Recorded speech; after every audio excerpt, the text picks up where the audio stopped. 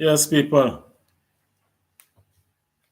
Yes, people. I just want to welcome each and every one of you to this live stream. The topic today is we're losing millions of dollars every month. We're losing every millions of dollars from the agriculture sector every month, and there are reasons for that. So we need to speak and we need to discuss these matters. It's of paramount importance to the national security of the country. We need to discuss this because we have a situation where we complain about unemployment. We have a situation where we are seeing serious crimes, and yet we have a situation where we can be generating millions of dollars into this local economy from agriculture, but that is not being done. So we losing millions of dollars monthly. That is my topic.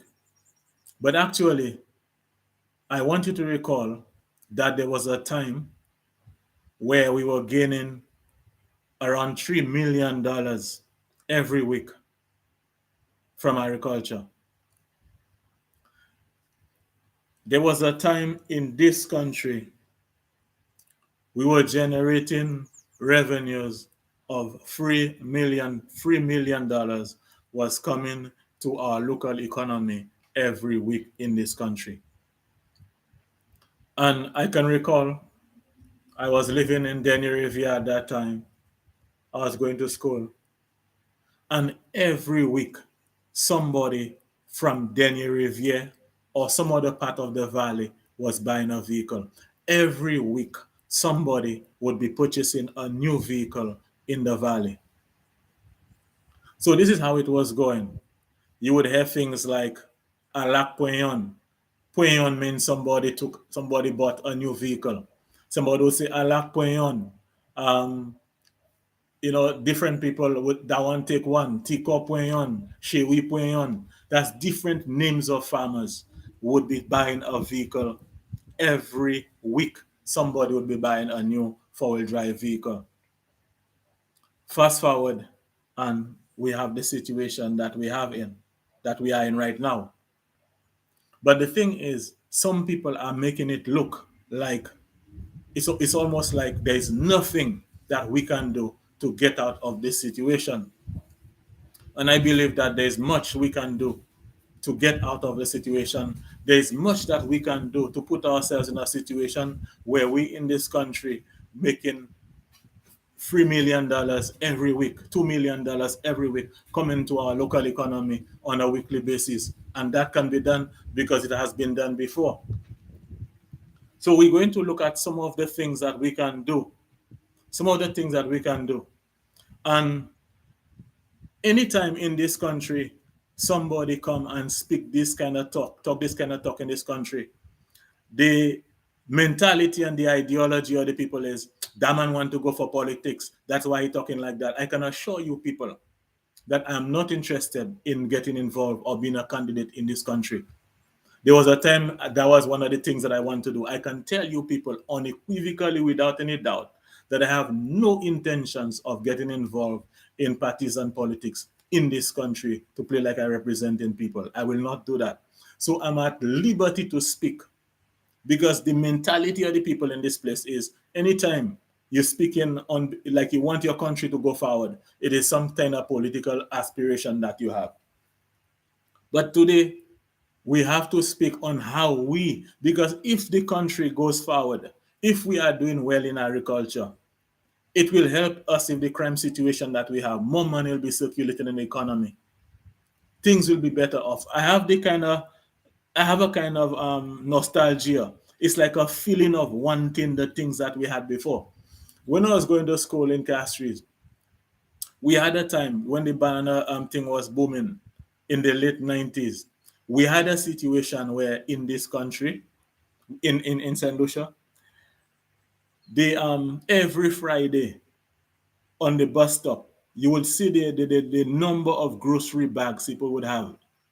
The valley people, Anytime there was like a first communion in the valley, it was almost like the provision and the food and all of that. It was like somebody was getting married. All these restaurants in Castries were doing very well, were prosperous because of our farmers. I would pass coming from school, I would see like these farmers, I knew them, the tabletops, they would be in some restaurants and there would be beer bottles on the tabletops, just beer bottles on the tabletop. There was a supermarket in Castries called Lyra Supermarket.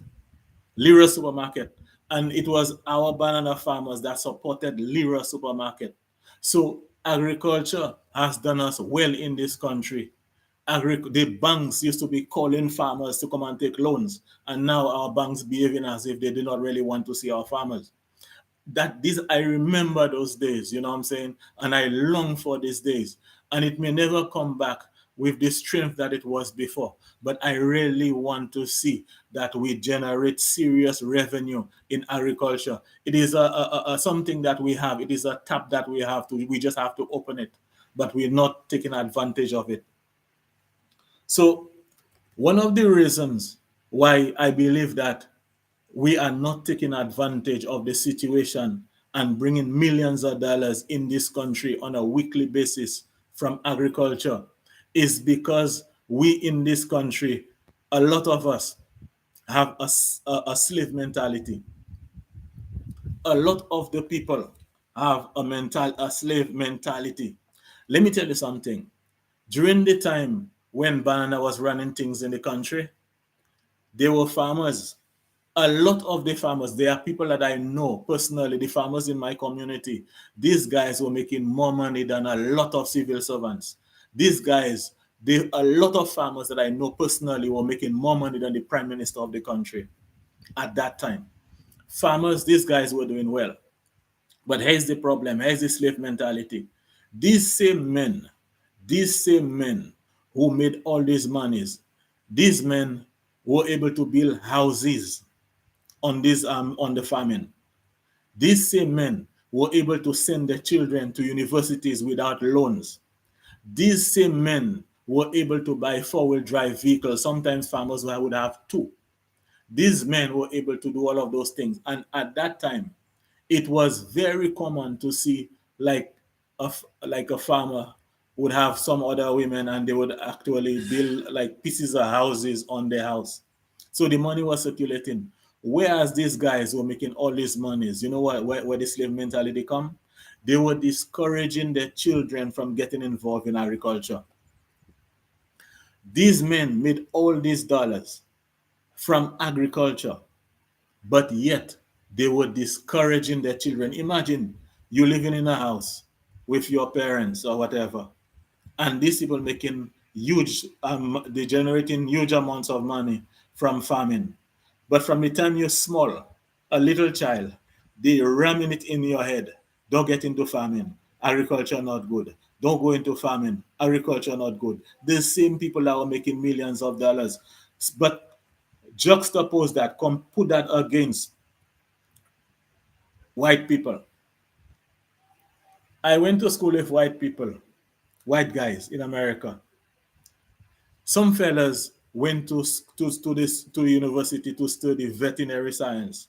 Some to be vet. Some of them went to study animal science and different things. Why? Because their fathers had like farms. So like their fathers had like a lot of cows, a lot of animals, like large expanses of land with cows or goats or whatever. Or they had like a lot of corn, acres and acres of corn and soybeans, and the fathers reach an age where the fathers wanted to retire. So they would send their children, one of their sons or two of them, to the university to learn about soil science, to learn about plant science or something related to what they have, related to the farming business that they were in. So upon their retirement, the son would take over the business. So that is what we have. That's what other races of people were doing. These guys in America, France, and whatever, they're doing very well who did very well in farming. They would have their sons or their daughters go and study the same thing that they're doing, so that when they come back, they would take over. But what did we do with our slave mentality? What did we do? We forbid our children. We told them. They told us when we were going to school. They told us. They told us, our parents, our people, a lot of them, that's what they did. They discouraged us from the time we were small. Trying, they painted a bad picture, a bad idea of what farming is to us. So some of us grew up with the mentality that although we were living in the rural areas, although famine was sending us to school, our people, some of them poisoned our minds from the time we were small, making it look like farming was a bad thing for us not to get into it. The worst for you is if you would tell the people that you were interested in agriculture and all of those things. They would discourage you. Your own people would discourage you out of a slave mentality. Remember, I'm telling you, these were the same farmers, these are the same people who made all these monies, they build big houses, they buy vehicles. Some of these fellas were able to even build houses for other women from this same farming and agricultural money. But yet, these same people were forbidding you. They were telling you, they were discouraging you, they were poisoning your mind from getting interested in agriculture. They poisoning your mind so that you would never want to study anything in agriculture. You understand? So that what? So that you would not get involved in agriculture. So that is the slave mentality. That's one of the things that is affecting us right now. Everybody believe that their child is supposed to, okay, go and be a teacher, go be an engineer, go be a nurse, go be a doctor, go study business administration, go and be an accountant, or go and study construction, go and do plumbing, go and learn to build houses, but never agriculture, whereas that was what sustained them and helped them. So that's one of the main things. That's one of the main things. You understand? Now, one of the other things that is affecting us, that is affecting millions of dollars from coming into this country on a weekly basis as it is supposed to be, is again, it has to do with bad mentality. Bad mentality. We have a situation where even people who produce certain crops, there are some people who farm, but the people are so ashamed. They ashamed. They do not feel comfortable. They feel it is beneath them for people to see them at the Castries market selling their produce. There are some people who will plant it. Now, the thing is, I will agree that not everybody is good at sales. There are some people who just want to plant and just dispatch it to whoever it is who will be selling it. There is nothing wrong in that. But there is something that is very wrong, where you will produce something, but you will feel ashamed, or this thing is so demeaning or degrading for you to come by the market and sell your stuff. These guys who own the supermarket, people like Shasney and those guys, Shasney and those people that you see, these people sell the same yams. They sell the same plantains in the supermarket. They sell the same ginger and everything. So you should not be ashamed. If Shasney does not feel ashamed to sell the yams and the green bananas in his shop, I will not feel ashamed if I plant something to go and sell it by the market or any other place. The only way I will feel ashamed is if I actually stole that product. Si mwen vini dan jardin, moun ay vole jardin, ka y van mi bo la place la, then I will feel ashamed. But if it is that I have to produce that thing myself, I will not feel ashamed. So that's one of the problems that we have with one of the reasons why millions are not circulating in the local economy from our farming, because some people have the mentality, the ideology that this farming, this selling the agricultural produce is so low to them that they will not be caught doing it. And one of the problems that we have, and this is something that I have dealt with people about on a number of occasions, you will be talking to farmers and some of them will tell you, no, I'm Lapani market. A man will be planting, he wants to plant vegetables or whatever, and he will tell you Lapani market. But then I will ask them, what is a market? In the minds of some people, What they constitute as a market is a place like CFL or some other place where they can just go and dump their thing. A market is any place, any point at which you can sell your stuff is a market. Any place. If I can, if for example I'm planting corn, and let's say that there is something going on by the road, or I look for places where things are going on, where there are a lot of people, and I go with my grill after I harvest my corn and sell them. That is a market. If I will plant my tomatoes or whatever, or my cucumbers, and I can put them on a van and go around to the different communities and sell them, the community is a market. If I can, if I can produce my crop, and if I know, for example, by the beach, sometimes early in the morning there are people that are coming by the beach and take their little catch a little swim or whatever. And if I were to go by the beach and sell my cucumbers, then that is my market. The market is any place that you can get rid of that you can sell your produce. And one of the things that the idea that people have is, if they cannot get a hotel to sell their things to, Lapani Market, if they cannot get like a CFL or CPJ or some of those entities to sell their thing to, Lapani Market, a market is any place that you can sell your things. If it is that you can just take your produce, you harvest, and you can just go around. You know that there are free schools in the area, and you can just go and sell to the teachers during break time or during lunchtime. That is your market. A market is any place that you can sell your produce. And these are some of the things that those people who are hearing this tip, I want you to forward it so other people will hear. Because when we understand those things, we can pave our way so that we can get more money flowing into the local economy on a weekly basis, on a monthly basis. These things are not as difficult as people make it look, but it is a situation where we have to change the mentality. We have to change the idea that we have. We have to change the slave mentality and the slave idea that we have from as a result of what we were taught. And some of us were taught these things very early.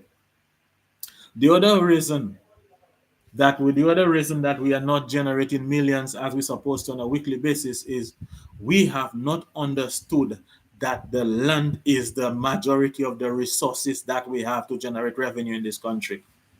When you go places like the Middle Eastern countries, certain parts of Africa, even Trinidad, the US, many of these countries, Russia, they produce oil, they produce natural gas. You understand? And they are able to extract these things from the earth and sell them. Okay? Some people, like in some of the African countries, they have cobalt. They have copper, and a lot of the,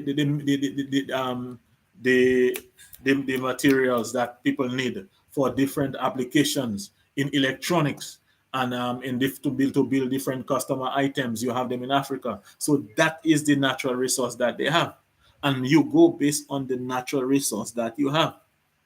One of the natural resources that we have in relatively good abundance is at this time is farmland.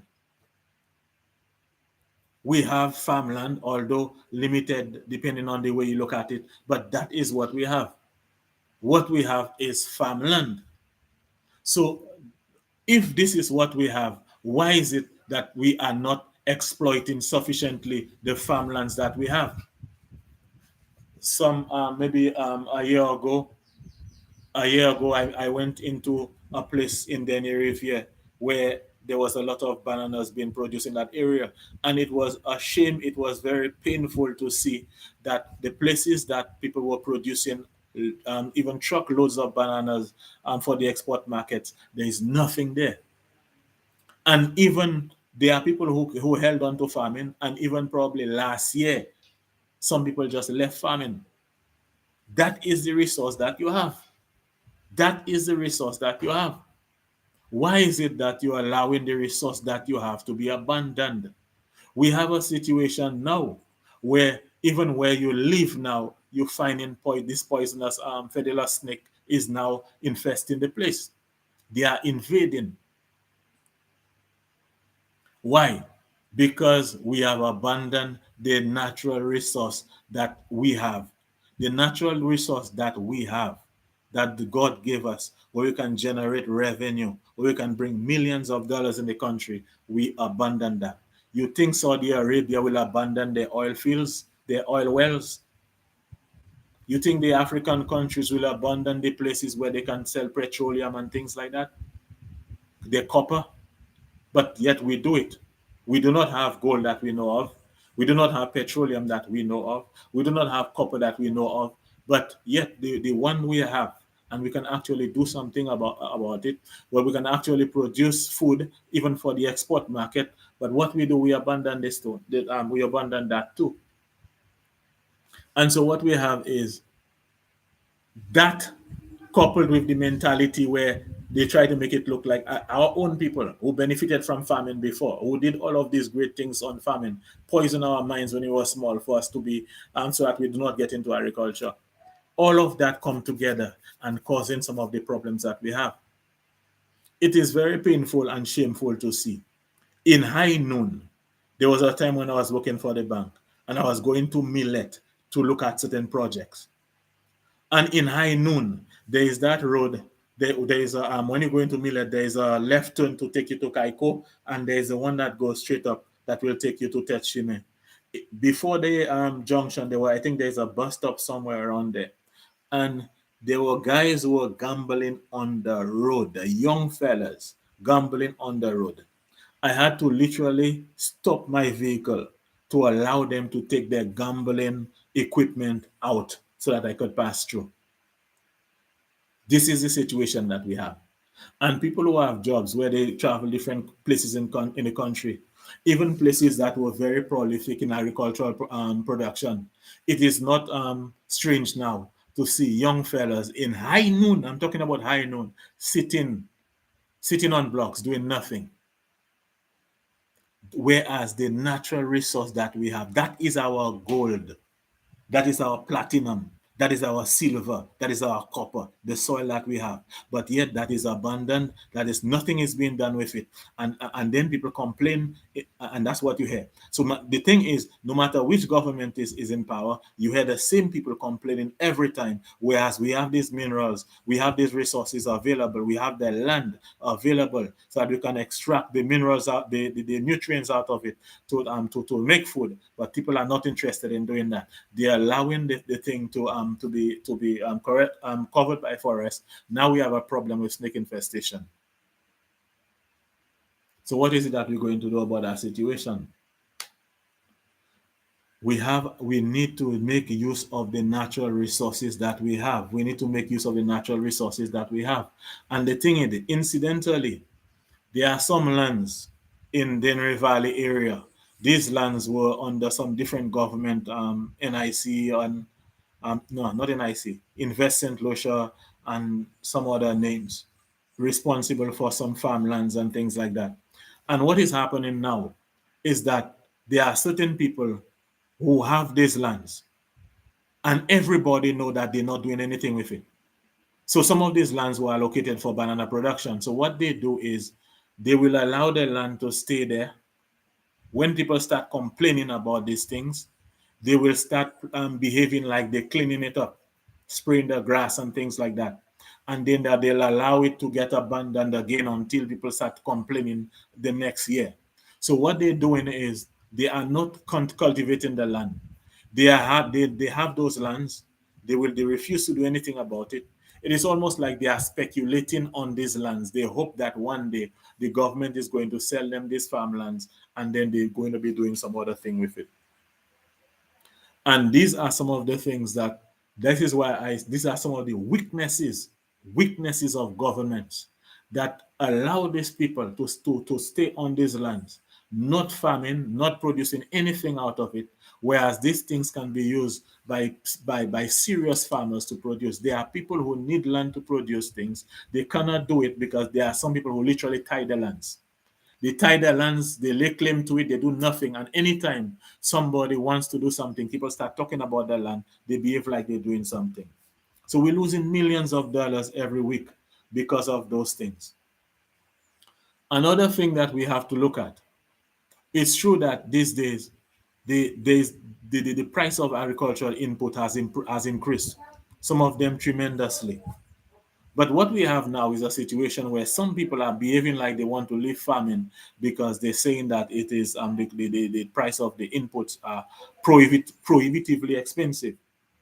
But what we have now is a situation that every lunchtime, every breakfast time, lunchtime, dinner time, people have to eat in the country.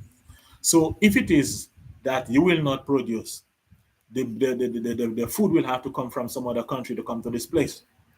So the way I look at it is, no matter how much the price of the inputs come, we have to we have to buy the inputs. We have to buy the stuff and apply to the plants so that we can get production. And then we can think of ways to probably increase on the price of the food or whatever, if possible.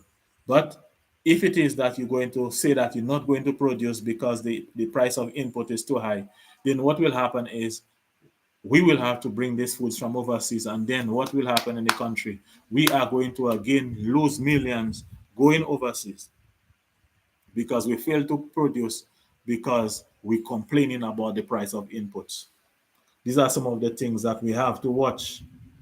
And what there's an old problem where, okay, for example, if I'm a farmer, I am planting something. I'm planting, for example, ginger. Just because I heard that a guy made $20,000 in 3 months in watermelon, I have something good going on. I have my customers and everything, but I will leave what I'm doing and go and plant watermelons just because a guy made 20 something thousand dollars. And these are some of the things that is affecting the balance of the trade in the country. So what happened is you leave the crop that you have and go and do some other thing, then you flood the market. What happened at the other end is then we have to import the same ginger that you were supposed to be planting, which you left and plant the other thing. Now we have a problem where we do not have ginger in the country. And these are some of the things that we need to stop doing if we have to increase on the revenue that we have, that we bring into this country. Now, another matter that is of paramount importance and significance is the idea that some people will tell you that they're not farming because government is not giving them this and government is not giving them that. The thing is, the way it is like your farm is your business. That's your personal business. It is just like I decide that I want to open a business, so I go and open up a rum shop to sell rum. I want to sell rum and I want to sell some chicken and fries or whatever. This is my business. That's not the government business. But in the case of the food, I know it is different because the food that you produce is a matter of it's part of the food security of the country, and in fact, it is part of the national security of the country too. A good food supply strengthens the national security of the country. So it is fitting that the farming is subsidized. In fact, we compete with other big countries that heavily subsidize their people. For example, there was something I was reading concerning the U.S. farmers. It says like nearly 20,000 farmers receive taxpayers funded farm subsidies or disaster relief payments for 37 consecutive years, according to a new EWG analysis. Collectively, these farmers receive more than 18 million US dollars over 47 years, or an average of nearly 1 million per recipient. So it averaging to $1 million, around $1 million per each person receiving these farm subsidies. So America is heavily subsidizing the farmers, and it is something that we should do. And I know that successive governments in this country has been subsidizing the farmers too, and definitely more can be done to help the farmers in their situation. But if I am a farmer, even if the government does not do anything, my mentality and my idea is my farm is my business, and I will continue with my business regardless if government subsidize or not. I think too much. It is good to depend on the subsidies. It is good to anticipate it, but you cannot believe and program in your mind that it is the responsibility of the government to sustain your farm for you. We have to have a different ideology, a different mentality, so that if they do not give at all, for whatever reason they choose not to give, life goes on. Your farm business continue. You know. So these are some of the points roughly that I have itemized in this thing. We are losing millions of dollars in this country because there are certain things that we are neglecting. There are certain things that we should be doing that we are not doing. And there are certain things that we as farmers, we as business people in the farming sector should be doing.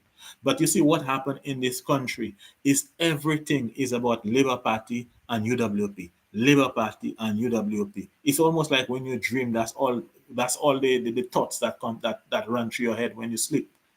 But what happened is we farming need to be separated from those political parties. The business of farming can generate millions of dollars every week in this country. And the business of farming can keep millions of dollars in this country by we producing certain things so that the money does not go overseas. We don't have to bring them from overseas because we are doing it here. So we need to change the mentality and the ideology that we have about farming we should look at farming as a business. And the government should look at farming as a matter of national security, as a matter of food security. But ultimately, we, the farmers, we, the people, there are certain things that we need to ensure that we do. When you do your part, then you can put pressure on governments to do their part. But if it is that you slack in the way that you approach your own farming business, then not even the government will take you seriously. So, in closing, what I'm trying to tell you is this simply: there is a lot that we can do. We are able to bring millions of dollars in this country on a weekly basis. In the banana time that we have done it, we have brought $3 million a week in this country, and it is not impossible. Even if we cannot bring 3 million, we can bring close to that every week in this country from farming, from the agricultural sector. But let's ponder on some of the things that I spoke about, and let us forget about labor, flambeau, and all of those things, and let's see what we ourselves can do. Because if it is that we cannot get our acts together, labor and flambeau will not take us seriously. People, there are things that we can do. We can bring millions of dollars in this country on a weekly basis. Consider some of the points that I spoke about. There are others that we need to that I just could not speak about at this particular time. But let's put these things into action. Keep the fire burning.